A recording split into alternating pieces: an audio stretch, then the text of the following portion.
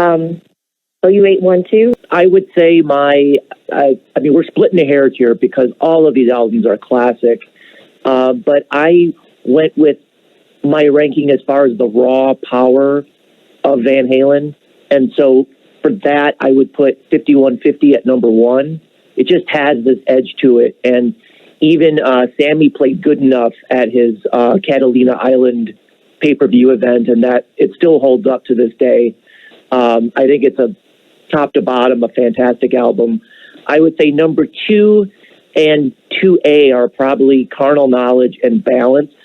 I think Balance is a little bit lower to me just because it's such a polished album. And again, I like sort of the raw aspect of Van Halen when I'm listening to their music. So that would be 2A and 2B for me. And then the bottom one would be OU812. Interesting. Thank you, Dan. We've had OU812 slot in everywhere from 1 to 4. That seems to be the album that's jumping around the most, that people have the early vibe here is For Unlawful, 5150, usually closer to the top, and then people jockeying around Balance and OU812 in various places, those two jumping around. But the early vibe is feeling that way, but it's still very early in taking these calls. Here's Steve in Tampa. Hey, bud. Hey, thanks again. I wasn't going to bother you again, but you had to do this list. Hey, quick message out to Rich Christie, because I know he listens. Tell Howard to check out 1981 Van Halen Oakland, because Howard was talking about good live video with Dave, and that's the best. All right. Well, Richard listened, so you just did. Yeah, great. And I don't really go back and listen to any Sammy stuff. If I do go back and listen, it's a different kind of truth. But people need to realize, better to have Sammy Van Halen than no Van Halen at all. I saw him on their second show ever. So, number 4, Balance. Number 3, OU812. 2, 5150. I was in this audience when they shot that video for Why Can't This Be Love? And number 1, the Andy Johns produced, probably one of the best drum sounds for Unlawful Carnal Knowledge. Again, better to have Sammy Van Halen than none, and I saw him 10 times with 5 times with each singer, and thanks, Ed.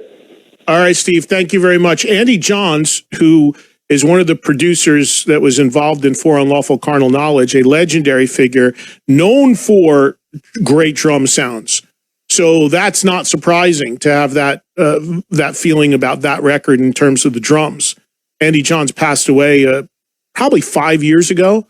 Had a chance to meet him a couple times briefly. A legendary figure. Worked on the Zeppelin records. I'm talking about drum sounds, so there you go. Here's David in Los Angeles. Hi, David. Hey, Eddie. How you doing? Good. Good. First, I got to say, we miss you over here at the Rainbow Invasions. And I can't believe it's been, since February was the last one. So hopefully we get back to those soon.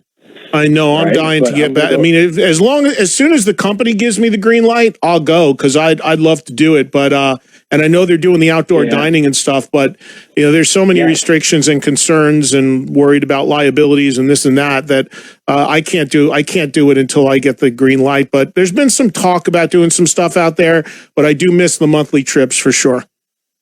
Yeah, definitely. So it'll be good once we get back. So I'll go quick on this because this list was actually really easy for me, just based on pure amount of good songs on each record. So at 4, OU812, there's really just nothing that floors me on that album since it came out. And some okay stuff, but nothing that's just great for me.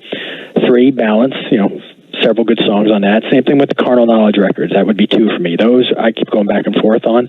Bunch of great songs. But 5150 is number 1 for me. I mean, by that time, keyboards were already introduced. It's a different band than the Roth era, so the keyboards don't bother me. I just look at how many great songs are on that album. I mean, Dreams has got to be my favorite Hagar Van Halen song by far. I mean, it's just, the title track is just a great record. And like one caller said earlier, if we can get some remasters, that record will sound amazing. So, yeah, I'd like to see. Thank you, David. I'd like to see them. I'd like to see those records really get some deluxe attention and get maybe a little beefed up in the bottom end in some places. The stuff that they can do with a really good quality mastering job. And it would be great. And I would love to see, like I said, they reissued the original Roth records a couple times. The most recent time, I'm going to give it to you so you have it and I can use it by comparison as I take more of your calls. And I'm also going to read you so I can read. I'll hold Sammy's list till the end. I think the big reveal for Sammy's list should come at the end. But I'll read you what I'm going to say right now, what I'm thinking and how I'm feeling. At number one, probably the easiest part of this at number one is 5150. Purely based off of, for whatever, production, drums, whatever you want to say about that aspect of it, the bottom line is, as far as songs, to me, it's the best and most consistent record in terms of songs. Good Enough, kicks ass. Why Can't This Be Love? Great pop hit single. Get Up, practically Van Halen doing thrash. Dreams, unbelievable vocal from Sammy Hagar. Summer Nights, still one of my favorites. Great summertime song. Best of Both Worlds, huge hit, big live song. Love Walks In, one of my all-time favorite ballads. 5150, great song, little underrated, but great on the record. And the only thing on the record that's kind of like quirky and weird is Inside, the last song on the record. 8 out of 9? That's unbeatable in terms of songs. 5150, to me, by a mile, number one. Then from there, it gets a little tougher. But from there, I'm going to go at number 2, For Unlawful Carnal Knowledge from 91. Pound Cake, monster of a song. Judgment Day, monster of a song.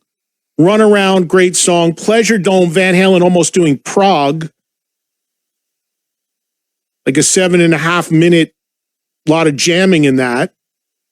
The Dream Is Over, sleeper track on there that I like a lot. Right Now, huge hit. 316, the little guitar interlude, very cool, a big part of Eddie's solos. Top of the World, big song. The only stuff, Spanked is not a favorite. And, In and Out, whatever. Man on a Mission, okay. But outside of that, the record is stacked with great songs. Sonically, the best sounding Van Halen record from that era. And number 3, I'm going with OU812. Not my favorite sounding record. Mine All Mine was way too synth heavy. I remember hearing that as the opening track on the record and being really bothered. And they played it live. I think they even opened with it. It just was not chunky enough for me and riffy enough and guitar based enough. Similar almost to when I heard Jump open 1984. When It's Love, great ballad. Another incredible Sammy vocal. AFU, Cabo Wabo, like it. Source of Infection, Feels So Good, super poppy, catchy song. Finish What You Started, great song. Black and Blue, I like that a lot. If I recall, Black and Blue was actually the lead single from that record. And a completely forgotten track, but I do like that song.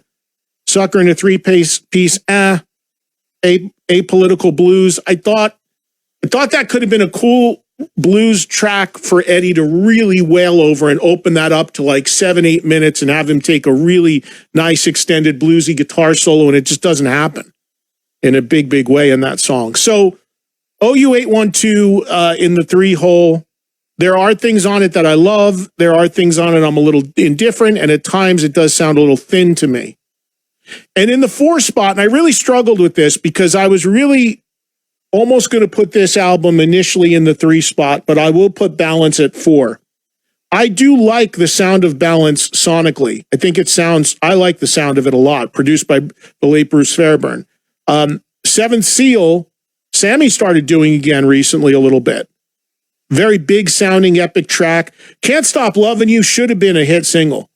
I think that's a pop rock smash. I thought that should have been a huge song, and it really wasn't. Don't Tell Me What Love Can Do, I love. Probably my favorite track on the record. Love the vocal, love It's sort of dark. It's heavy. It's long. It's like 6.5 minutes. I just love that song. Some people didn't. I did. I think, and that was the lead single from that record, if I'm not mistaken. Amsterdam, great tune. But then after that, here's my problem with Balance. Sounds great, comes out of the gate, great. Seventh Seal, Can't Stop Loving You, Don't Tell Me What Love Can Do, Amsterdam, great. 1, 2, 3, 4, boom. And then it's kind of all over the map and not great. And the songs aren't all there after the first 4. Big Fat Money, Strung Out, which is again an interlude thing, into Not Enough, which is a pretty epic ballad with a lot of piano and what have you. But I don't know, it just didn't come to the form I had hoped it would. Aftershock, Doing Time, into the instrumental, which I can't even say, Balakaterium. Cool instrumental, by the way. And Doing Time is basically a drum solo. And then Take Me Back, Deja Vu, into Feeling. I mean, really, when you get past Amsterdam, there's nothing there. I think Not Enough ended up being a single, and I think they even did a video for it. But there's nothing there after the first 4 records that even that are pretty deep. Like most Van Halen fans, unless you're hardcore, don't even know those songs. So that's why, as much as there are elements of Balance that I like a lot, I got to put it in the 4 hole. So for me, I'm going 5150, FUC